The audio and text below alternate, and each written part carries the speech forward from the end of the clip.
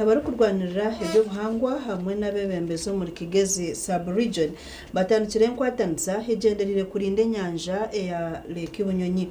Enyanja egi neya kabiri omu buringwa omuri Africa konka eriyo netahirwa. Ekitongole kya Self Help Africa hamwe na Africa International Christian Ministries ICM nibyo byebembireho regi okurabira mu nkore ya building sustainable landscapes and resilient livelihoods project. Entebe kanseji eriyo nekorwa muri Kabale na Rubanda na n'obuhwezo kurugoma Irish Aid kandi katandika mu mwaka gw'2023 neja kusinka 2027. Abarikukwatwaho babuganira har White House omuri Kabale okugamba hanshongezi. We had an engagement today about waste management, consulting the stakeholders about how can we manage Lake Bunyonyi. This kind of engagement is very helpful because as Self-Help Africa is not just implementing its own ideas, but we get ideas from the stakeholders. That's where we stand on to implement. So the way forward they have given us starting next year, we shall be implementing them. For example, when you go to tourism, their children where we enjoy fire from, they use briquettes and they are made from that kasaso. Tinyolinka, tijindechi, konkata twina abantu mu abana bakubona.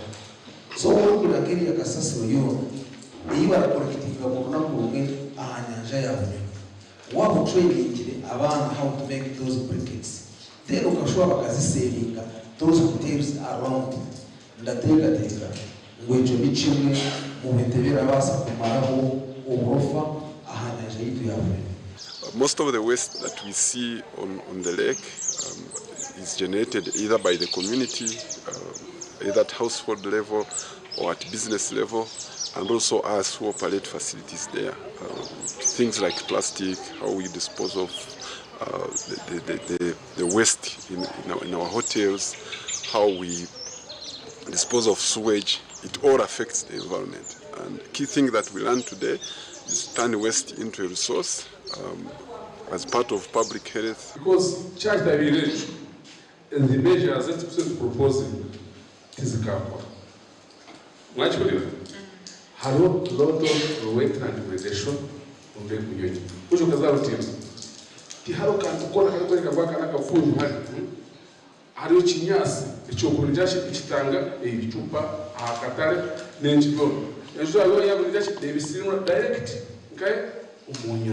Nabwo habatandikire kurinda enyanja baho bujuruzi. Ezo titurakozesa aho kweyambira ningashaka kunabira turagezo munonga kuja mutukozese emiringo etari kwesa misi minji ningashi okashanga obubi obwaruga omubaye sunira kugira bwahindura bushishire enyanja yitu. Twineho za kabuyonjo ezitwombekireho ezabajanye barakwesa tiziranuka.